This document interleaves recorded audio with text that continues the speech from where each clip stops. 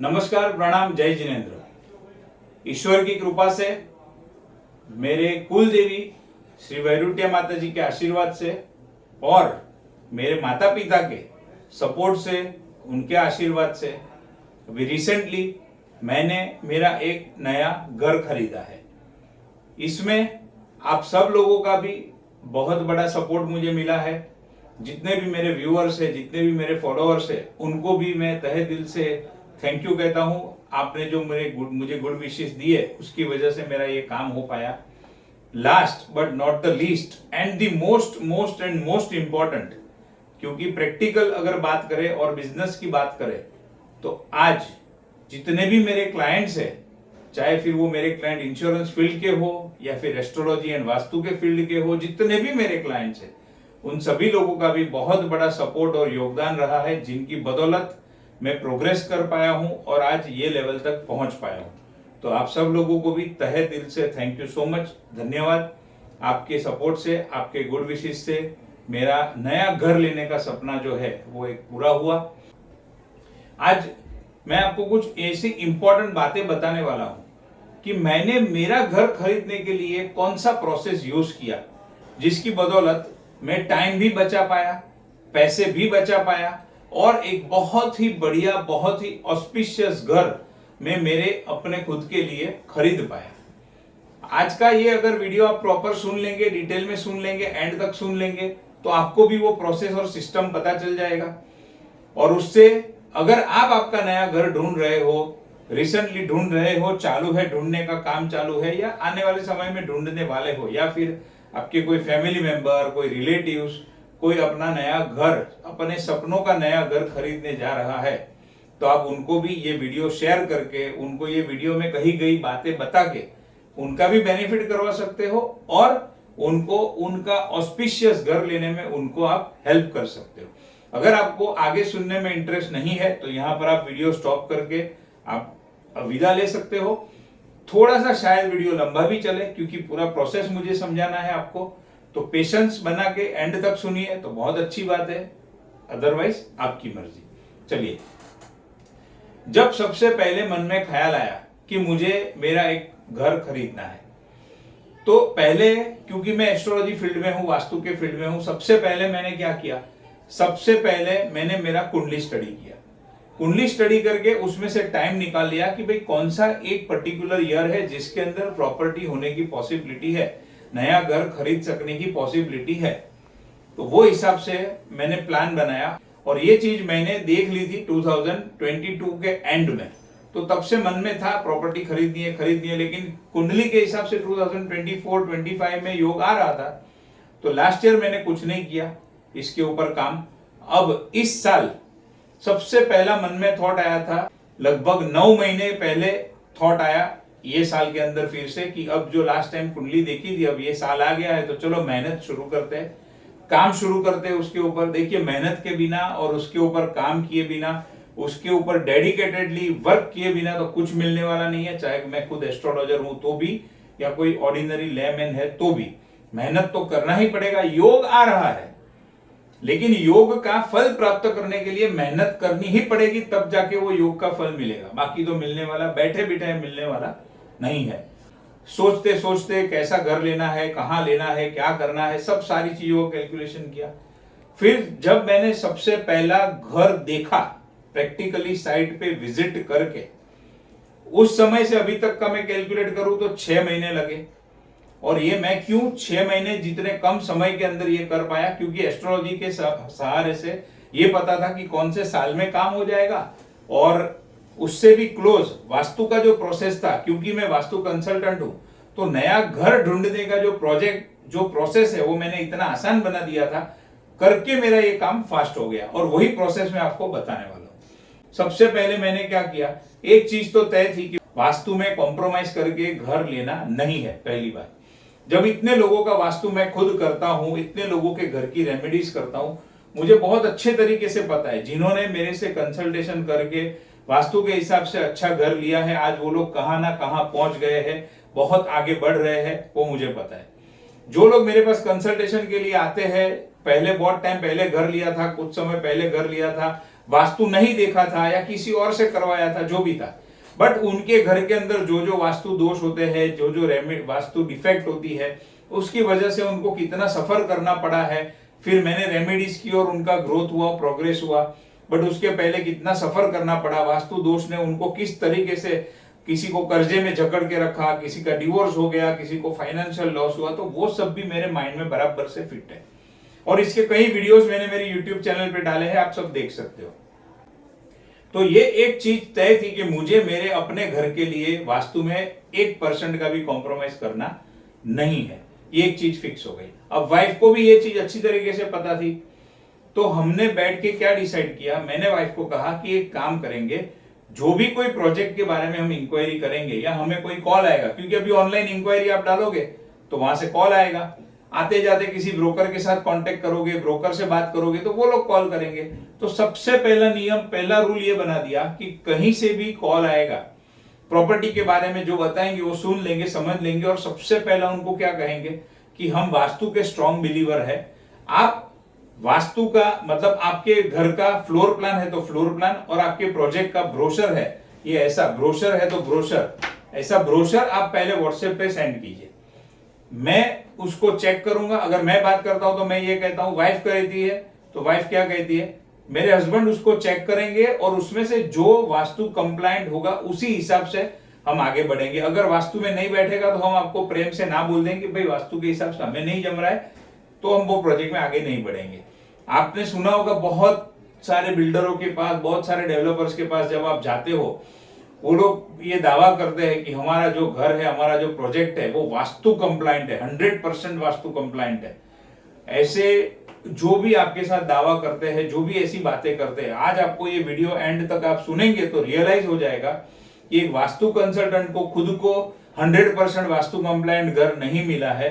और जबकि मैंने एग्जैक्ट आपको बताऊं तो 68 प्रोजेक्ट को व्हाट्सएप के ऊपर स्टडी किया है या ऑनलाइन स्टडी किया है। 68 प्रोजेक्ट्स, ध्यान रखना, 68 में से मुझे सिर्फ और सिर्फ 4 प्रोजेक्ट ऐसे मिले जो वास्तु कंप्लायंट थे, बाकी के कोई प्रोजेक्ट वास्तु कंप्लायंट नहीं थे। It is very difficult. अब वो लोग किस तरीके से अपना कैलकुलेशन करते हैं बताते भगवान जाने, लेकिन जो डिटेल में वास्तु मैं करता हूं, जिस तरीके से लोगों को करता हूं, रिजल्ट मिलता है, वही प्रोसेस मैं अपने लिए फॉलो करूंगा। तो पहला काम व्हाट्सएप के ऊपर मंगा लेना। व्हाट्सएप के ऊपर आने के बाद मैं देख लेता था, चेक कर लेता था। अब उसमें 2 चीज होती थी, कोई कोई प्रोजेक्ट में तो बिल्कुल भी बैठता नहीं था, वो तो सीधा स्ट्रेट अवे रिजेक्ट हो गया।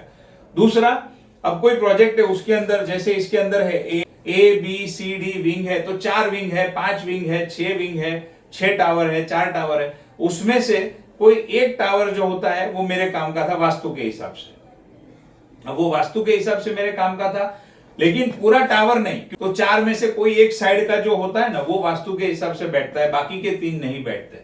अब जब बाकी के 3 नहीं बैठते तो वो भी स्ट्रेट अवे रिजेक्ट हो गए। फॉर एग्जांपल ए विंग, तो ए विंग हमारे काम की है, उसमें भी 4 नंबर की सीरीज होता है ना, 101, 102, 103, 104, तो जो 4 नंबर की सीरीज है वो हमारे काम की है।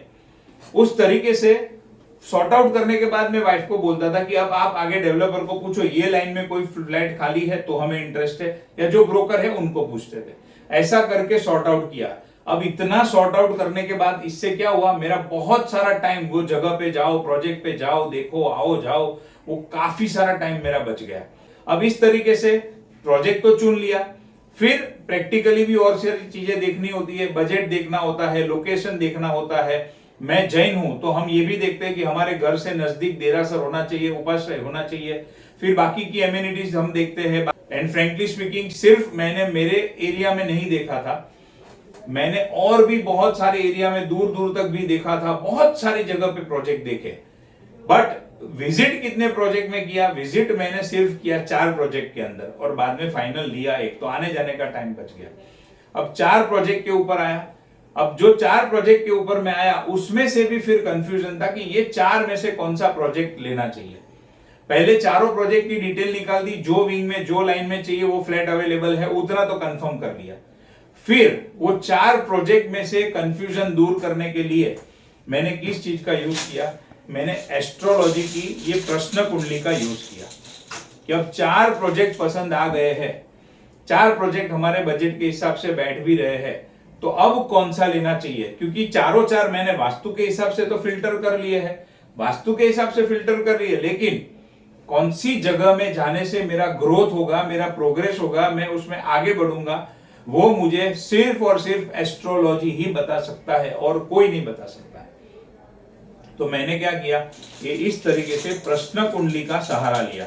प्रश्न कुंडली में हम क्या करते हैं, जैसे फॉर एग्जांपल मुझे ए बिल्डिंग के अंदर फ्लैट पसंद है, तो मैं प्रश्न कुंडली करता हूं, ए बिल्डिंग का फ्लैट मुझे पसंद है, क्या मुझे ए बिल्डिंग का फ्लैट लेना चाहिए, और वो प्रश्न कुंडली करता हूं। फिर उसमें से एक कॉइन निकलता है और वो कॉइन के हिसाब से कुंडली बनती है और उसमें से आंसर मिलता है। रिसेंटली मैंने ये सेम चीज मेरे क्लाइंट के साथ किया था, जिसका वीडियो मैंने ऑलरेडी अपलोड किया हुआ है, आप देख सकते हो, और ये सेम चीज मैंने मेरे लिए किया।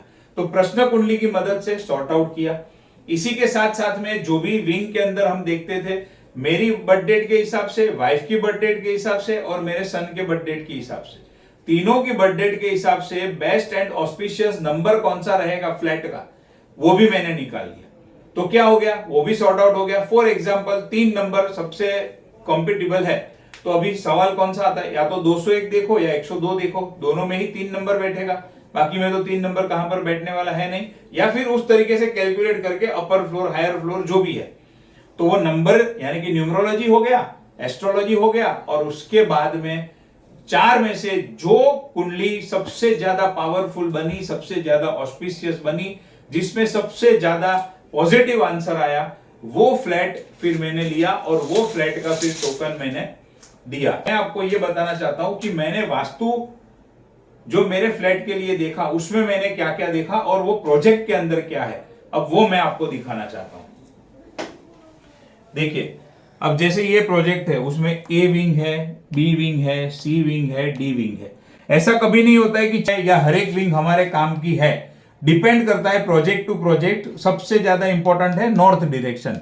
नॉर्थ डायरेक्शन किस तरीके से आ रहा है और पूरा प्लॉट किस तरीके से बना हुआ है, इसके ऊपर चीजें डिपेंड होती है।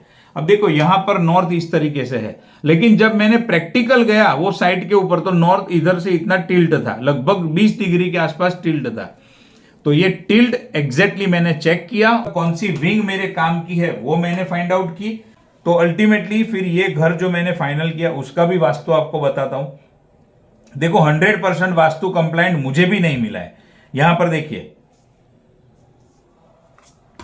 यहां पर आप देखोगे तो नॉर्थ में टॉयलेट है, जबकि हम कहते हैं वास्तु के हिसाब से नॉर्थ में टॉयलेट बिल्कुल नहीं होना चाहिए। आप देखोगे नॉर्थ ईस्ट में कट है, नॉर्थ ईस्ट के अंदर कट है। फिर आप कहोगे तो फिर आपने ये फ्लैट लिया क्यों, नॉर्थ में टॉयलेट नहीं होना चाहिए। अब मैं उसका रीजन बताता हूं आपको कि मैंने कौन सी चीज को प्रायोरिटी देते हुए ये घर पसंद किया। सबसे पहला मोस्ट इंपॉर्टेंट थिंग जो मैं मेरे हर एक वीडियो के अंदर वास्तु के रिलेटेड होती है, जब भी एंट्रेंस की बात आती है, ये मैं कहता हूं, किसी भी क्लाइंट, हर एक क्लाइंट को भी समझाता हूं कि सबसे इंपॉर्टेंट जो है वो वास्तु के अंदर क्या है, एंट्रेंस है। क्योंकि जब तक आप घर के बाहर खड़े हो तब तक ये घर की पॉजिटिविटी या नेगेटिविटी आपको असर करने वाली नहीं है। द मोमेंट आप घर के अंदर एंटर करते हो, ये घर का सारा पॉजिटिव नेगेटिव इफेक्ट आपके ऊपर होना शुरू हो जाता है। तो यहां पर जो ईस्ट में मुझे एंट्रेंस मिल रहा था, वो one of the most auspicious entrance as per Vastu in the east direction. तो वो एंट्रेंस वाला घर मुझे मिल रहा था, तो सबसे पहला प्रायोरिटी मैंने एंट्रेंस को दिया।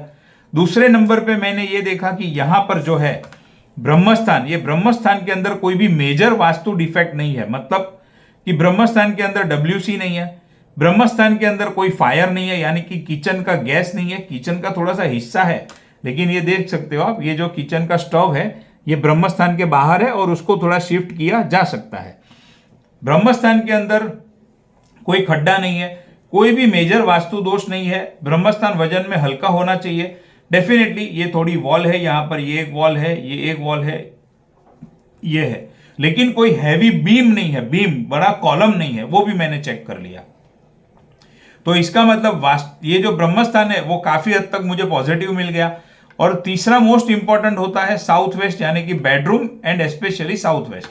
तो देखो, साउथ वेस्ट जोन के अंदर कोई भी कट नहीं है, ये घर का अंदर पूरे का पूरा घर के अंदर ही आ रहा है साउथ वेस्ट। थोड़ा सा हिस्सा किचन में जा रहा है, थोड़ा सा बेडरूम में जा रहा है, लेकिन घर के अंदर पूरा हिस्सा आ रहा है। और जो बेडरूम का डायरेक्शन है, ये बेडरूम का डायरेक्शन आप देखोगे तो देखिए कौन से जोन के अंदर बेडरूम आ रहा है। एक तो साउथ वेस्ट के साइड में तो आ ही रहा है, लेकिन जो स्लीपिंग पोजीशन है कहां पर आएगी, एजुकेशन सेविंग जोन के अंदर आएगी, गेन्स एंड बेनिफिट के अंदर स्लीपिंग पोजीशन आएगी। तो ये पूरा बेडरूम भी बहुत ऑस्पिशियस हो गया। तो इतनी चीजों को प्रायोरिटी देते हुए मैंने ये घर लेना डिसाइड किया। मैं वास्तु के फील्ड में हूं और क्योंकि मुझे पता है कि नॉर्थ का जो टॉयलेट है उसकी रेमेडीज कैसे कर सकते हैं, नॉर्थ ईस्ट में जो कट है उसकी रेमेडीज कैसे कर सकते हैं, उतना मुझे पता है। तो उसकी रेमेडीज करके फिर मैं ये नए घर के अंदर शिफ्ट हो जाऊंगा और इसका फ्लोरिंग होने से पहले भी उसके अंदर बहुत सारी चीजें मैं रखने वाला हूं ताकि बहुत ही ऑस्पिशियस रिजल्ट हमें मिले। लेकिन नेचुरली वास्तु के हिसाब से मुझे 70 to 75% पॉजिटिव घर मिला। इससे बेटर, इससे बेस्ट पॉजिटिव घर मुझे और कोई नहीं मिला। तो 100% की तो बात आप छोड़ ही दो।